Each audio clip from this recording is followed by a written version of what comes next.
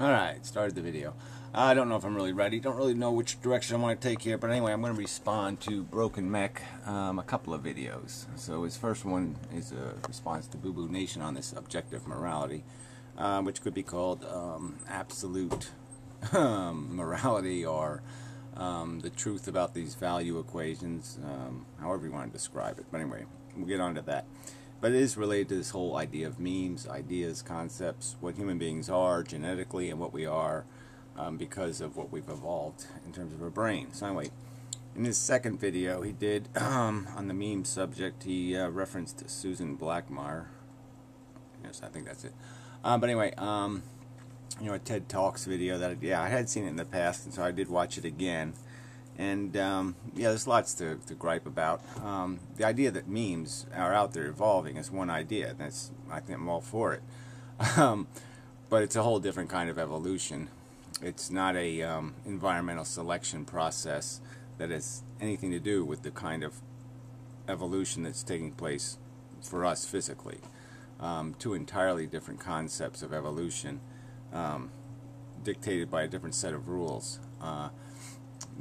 Ideas aren't going to they don't spread genetically. You don't give birth to an idea and have it grow up and live in society and propagate itself. The ideas have to meet a standard. I can't just come up with some dumb idea like you know, throw a rock in the air and let it land on your head and it'll give you special powers. Now that idea is going to go absolutely nowhere because it's going to be selected out by a standard, and the standard is going to be applied by a kind of logic. And that's the way our brain is formulated. Alright, so there's so many things to get to. You know, in her video, she pointed out this thing about women and childbirth and our bigger brains. Everybody's always talking about our bigger brains, like somehow our brains are 100 times bigger than all the other mammals. And it's just not true. Our brains are a little tiny bit bigger. And what changed it for women having this terrible problem with childbirth is the fact that, I mean, a baby's head isn't all that big. I mean, the problem was that, yeah, their pelvis changed, okay? I mean, we went from being, you know, four-legged animals to being two-legged animals.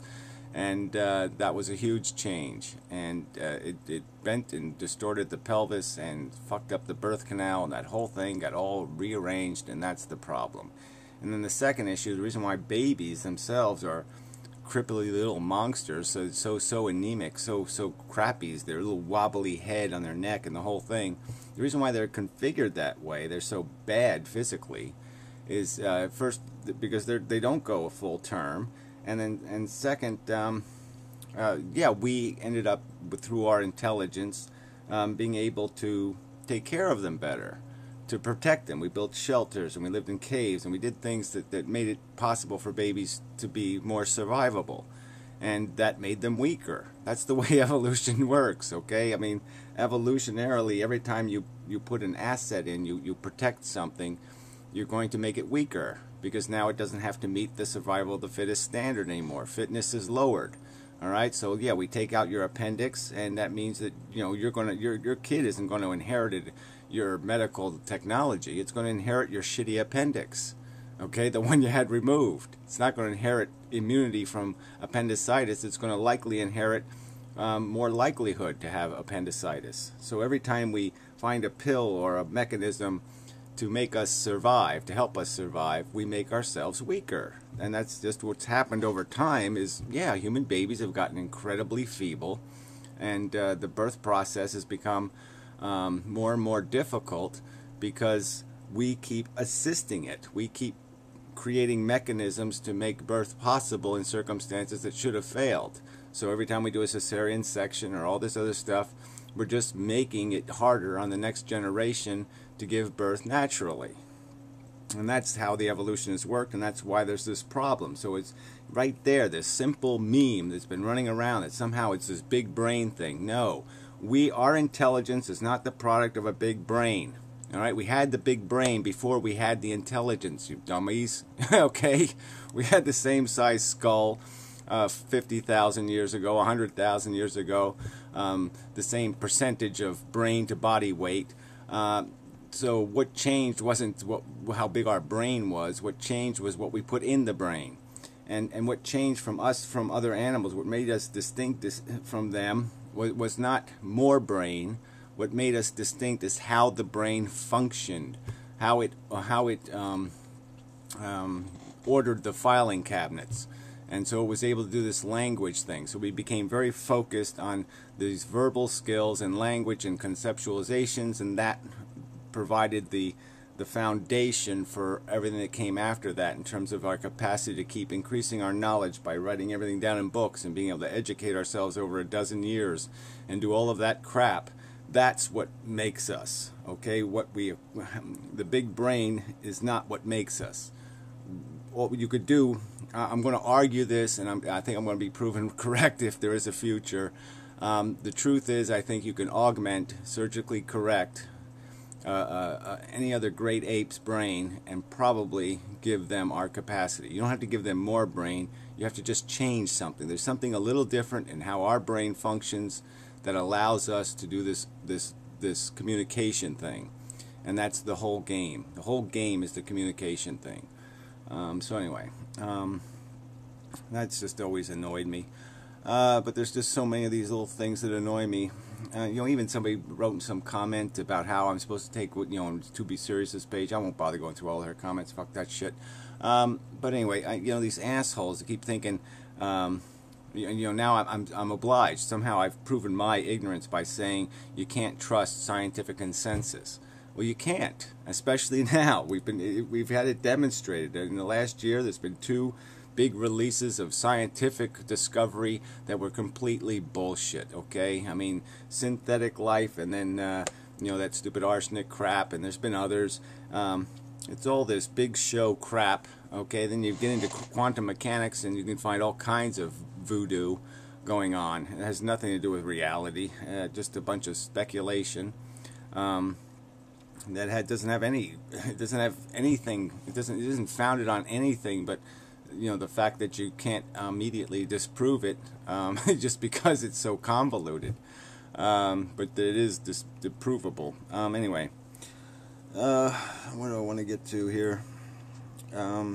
Yeah. So just to finish up on her and this meme thing, and teams as she calls them, which I don't think she made that connection at all. We don't reproduce her ideas, so teams can't use us to reproduce, okay, because it doesn't really work that way, okay? We don't create a copy of ourselves with our ideas, okay? A kid is born and he's open territory.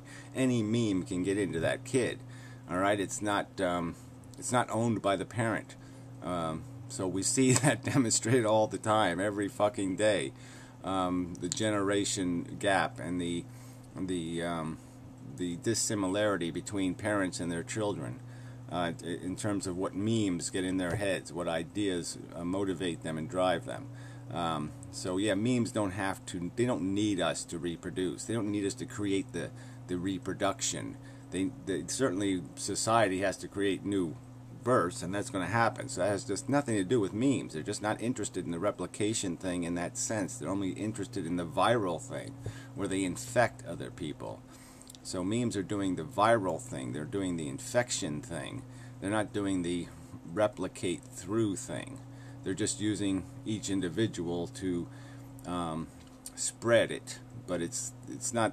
It doesn't spread the same way. So you just can't metaphor everything. So these metaphors just aren't going to work because you can't metaphor it to these other circumstances very well. It's not a good analogy or whatever. Yeah, because again, I'm going to argue that there's a logic here. Okay, our brains are meant to be modelers of the world. As soon as we were able to ask a question, then we had the will to answer it. We had the motivation to answer it.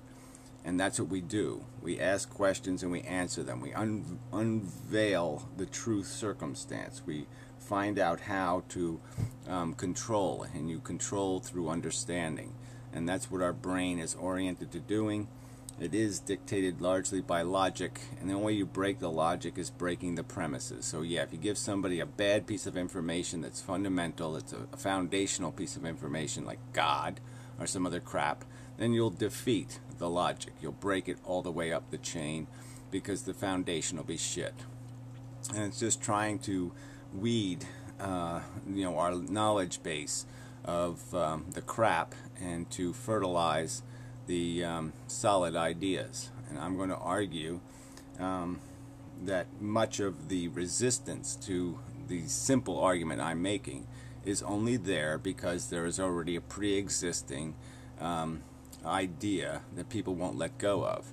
And until they let go of that idea, there's no way they're going to be able to see some other idea. You can't look at two at the same time kind of thing, or both won't fit in the same brain, or however you want to metaphor that.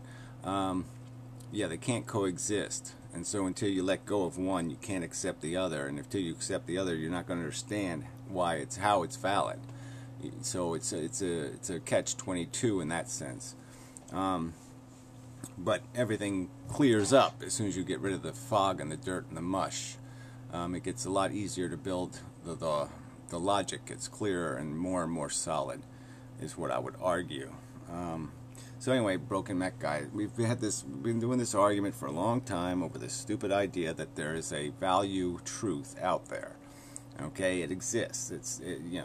And I'm going to argue that on two different levels. First, just the rational, logical argument from the evidence, but then just the argument from there's no practical possibility of existing, all right, if you don't believe you're living the truth. If you have doubt about your moral code, your ethical judgment, if you think it's just arbitrary and some kind of anybody can just make up anything, I just think it defeats your entire capacity to function. You have to believe you're connecting, what you're doing has a reality and it has a real impact. And if you don't believe that, if you don't believe it matters whether somebody's in pain or they're not in pain, and you don't believe it solidly and certainly, I just don't see how it could possibly motivate you to do anything. Anything constructive anyway.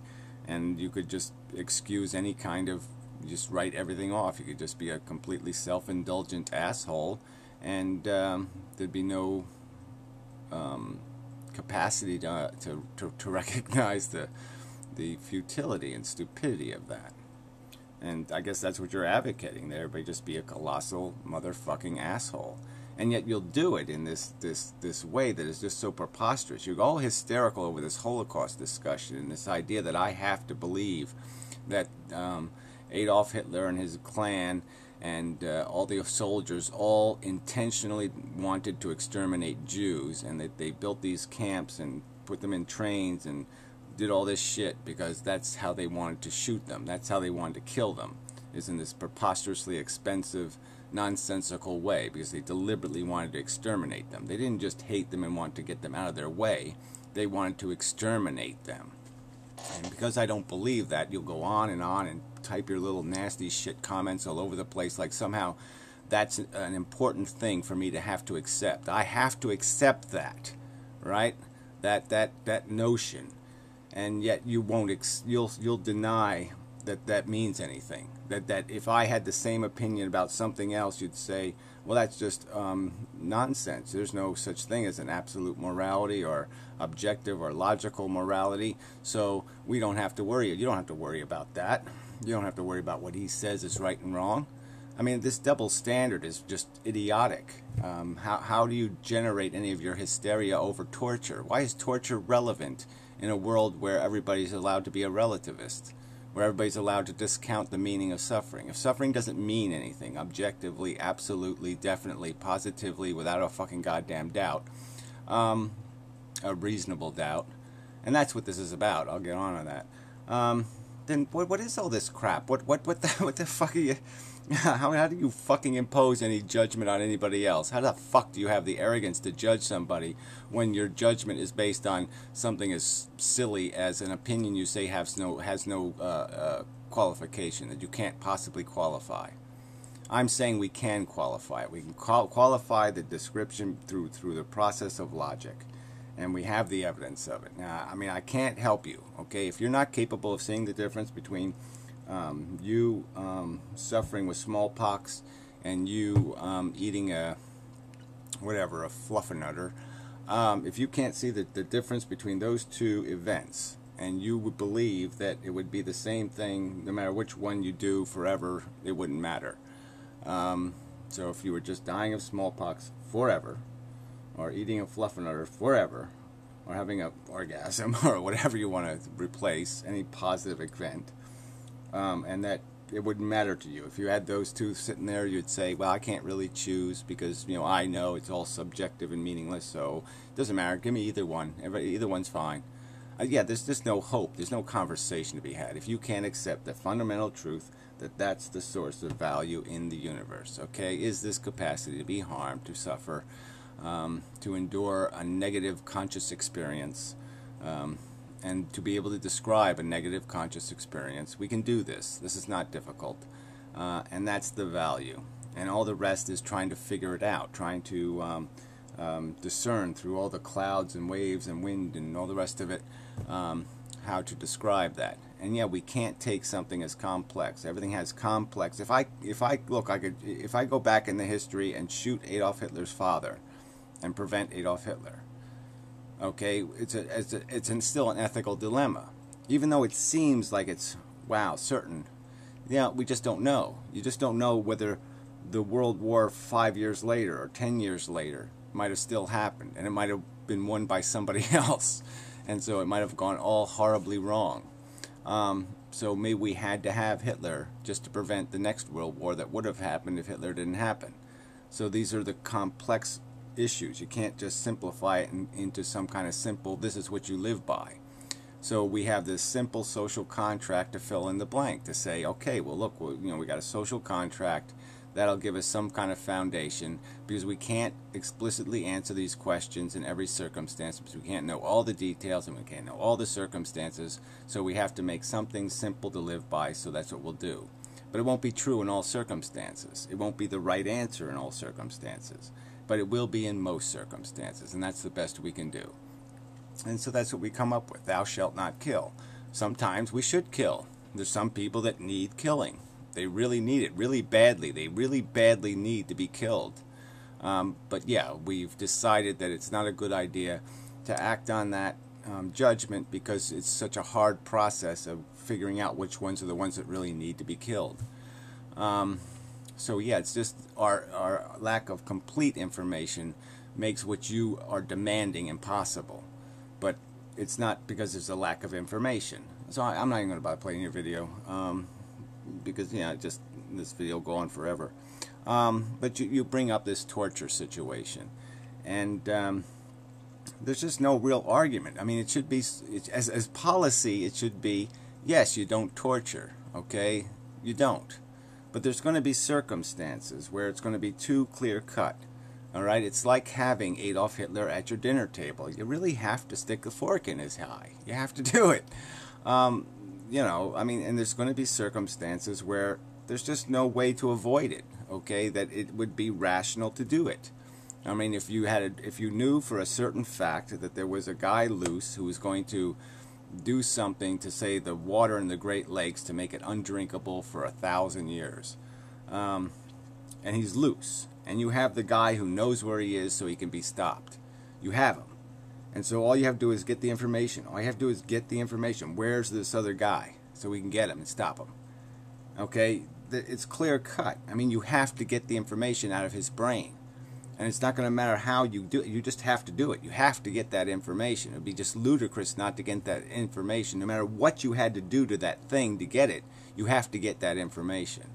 And so, yeah, you're going to put his... If you have to put his nuts in a fucking vice. You got to do it. But I'm not defending torture as policy. I'm saying that there's circumstances where even I will act. Okay, I'll be judge and jury. If there could be a circumstance where I'm going to see somebody who's going to commit a crime, and I'm going to decide, well, I'm going to take him out before he takes somebody else out, or he completes what he's going to do, and I'm going to have to make that judgment. So there could be a circumstance where you say, yeah, I'm going to act proactively. To prevent a greater harm. But as general policy, you say no, thou shalt not. So thou shalt not torture. But yeah, in very small print and in a very low voice, you say, except where it's really fucking necessary. And that's just the truth. And then when you personalize it, it's really easy. I mean, if somebody kidnaps one of my daughter's, my sister's kids or something, and, is ransoming him for money, blah, blah, blah. I mean, yeah, I can find cause then to say, well, fuck these guys. I know these guys are guilty. I know I got one of them, and yeah, I mean, I'm going to find out. I'm going to do what I have to fucking goddamn do, just because that's just the way we're built, okay? And I'm not going to stop until this guy I know he has it. I'm going to get it, all right? But there's a big difference between that and torturing every single prisoner, for any reason whatsoever. These are huge differences. There's points where it's acceptable, rational judgment, and there's points where it's not. And yeah, that's a tricky question. It's a tricky issue of where you draw that line. But I think we know the extremes, and that's all you can do is deal with the extremes. You know the ones that are solidly on one side of the fence and ones that are solidly on the other side of the fence. And the rules of war, it's solidly on one side of the fence. This is how we have rules. These are rules of the war. You don't kill civilians. You don't do this. You don't do that. These are rules. There are rules to war. And one of the rules is you don't torture prisoners. And that's what we did. And it was wrong. So anyway. But anyway, yeah, you're just tripping over the fact that somehow you're expecting, because we're saying there's an absolute, eventual, total, complete, ethical statement defining and describing our existence as humanity. Just like there's a statement about your individual life. Each one of us as individuals has a net impact on the world, like an Adolf Hitler or something else. We impact the world, and there's a description of that impact. And there will be a description of evolution on planet Earth, an ultimate description. Maybe we'll never read it, no one will ever hear it, but it's there to be uncovered. That's what our brain does. It discovers the goddamn truth. And what I'm arguing here is that the truth, there is a mathematical, structured equation, value equation regarding this whole idea of what we're accomplishing here. How much what the value of our satisfaction of our addictions is versus the value of the pain endured to accomplish it, and that I would argue that we're going to be on the negative side of that. But yeah, just like you can judge an individual's behavior, you can judge their life, not judge it for some stupid purpose, but judge it just as a practical matter, just as pragmatically. This is your effect on the world. The world was this way with you, it was this way without you, and we can to some extent make those judgments. Hitler wasn't a good guy. We can write that on his fucking tombstone. No problem. He wasn't a net friend to the human race. Yeah, so where else am I going with this? Yeah, so anyway, like I said, if I have to, I've already made the videos. There's no point in repeating myself on these subjects. But yeah, logic only works if you have to prime the pump of logic. Maybe that's a good way to put it. Yeah, the logic has to be primed with premises. And if you're unwilling to accept any premises, absolutely no premise, you're saying there's no absolute truth about anything, really. I mean, everything could be an illusion. We could pretend this is the Matrix. There's no such thing other than circumstantial evidence, and that's the only way you can convict any truth or any theory as being the truth or to be flawed.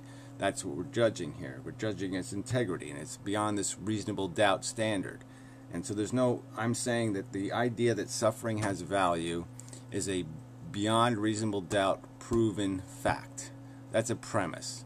And if you can't accept that premise, then we really have nothing to talk about. Go talk to the wind. Go talk to the walls. Because I got nothing to say to somebody who can't figure that out. I mean, it's just too fucking obvious. The evidence of your own experience is too obvious. The idea, the concept is not that difficult. And the idea that somehow, we can involve ourselves with a bunch of equals in a circumstance, and we can take and give and take and give and do all this exchanging with them in terms of their welfare, and to argue that somehow all of that only has subjective meaning to the participants is idiotic. I'm sorry, it's just fucking idiotic. It doesn't matter what you think you're accomplishing. What matters is what you actually do, what actually takes place in the world because of your interaction. Your intent is quite irrelevant. Your perception of whether it doesn't matter or it matters is irrelevant to the fact that it did matter, and this was the exchange rate for what you accomplished. And I'm saying that I just don't think there's any way to unravel the idea that the real core of all value in the universe is going to always come down to how did it affect sentient organisms? Did it harm more sentience than did it help? I mean, that's always going to be the equation. It's the only rational equation. There's no other alternative explanation of value that makes any sense whatsoever. That's the game.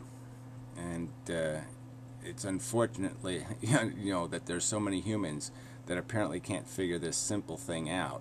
And that's why they will lie and cheat and steal and be just motherfucking pricks, because they have no concept of how much suffering they're wasting and squandering and consuming for petty and minor satisfaction of their silly and preposterously stupid ambitions.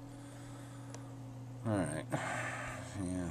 I really could go on and on. Let's see if there was anything else I just really had to say. But yeah, it's important to separate memes from reproduction, because they just don't reproduce the same way. They're not a genetic quality. And again, to be serious videos, there's people like that stupid guy. I really have learned to hate him. Stephen Ernest, I think it is, or something. What? So you believe, you really do, you believe that we genetically are either nice people or not nice people. You're so fucktarded that you think it's a genetic component. I mean, you really think that way. I mean, yes, it's just so fucking silly. So anyway, so till the next time and such and whatnot. And yeah, it's enough. All right, testing a new camera. It's got a bigger screen and such. Nice. Yeah, I like it. Anyway, let's see if it worked. The next 27 minutes. Holy shit. Yeah, that's the other thing, though. People complain about the length of the videos, and it's just so funny that they're doing it on a video where somebody's telling people to read 3 different books, whatever, to be serious pointed to. A 40-minute video is just so much more burdensome than reading a 400-page book.